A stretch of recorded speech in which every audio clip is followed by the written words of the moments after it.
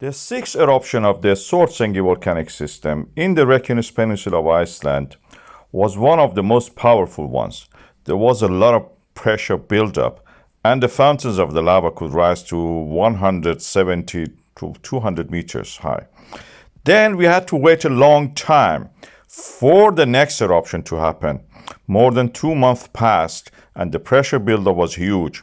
I expected that this happened in the 22 to 24th of the November. It happened in the 21st, so I was close.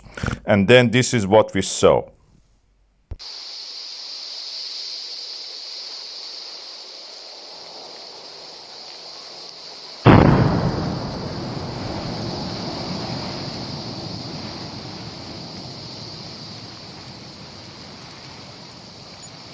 It was not very powerful as the previous ones, but it created three craters, the north, middle, and south.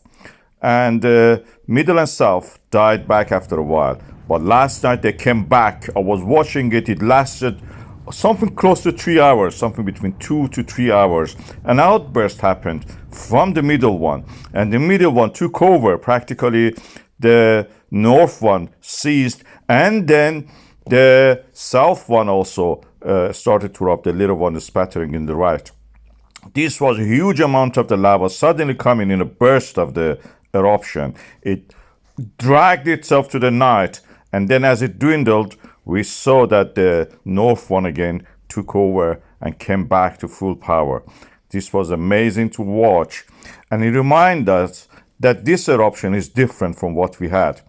Our chart shows that the eruption volume in this eruption is actually the second largest so far, just before the sixth one.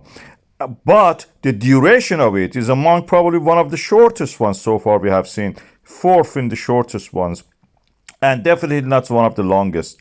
Of course, it's continuing. We have to wait and see, but so far it is just 10 days around that time that this eruption has happened, but it already has covered a lot of land.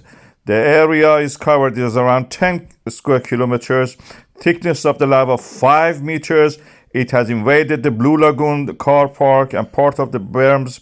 It creates a lot of light pollution, which is spreading mostly toward the east and south, and that makes the risk assessment a little bit different.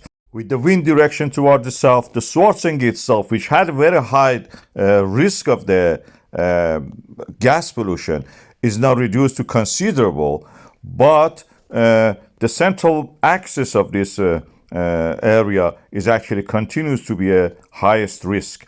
We are already seeing the signs for the next cycle of the eruption, and the magma buildup has already started. The situation gets worse, I think.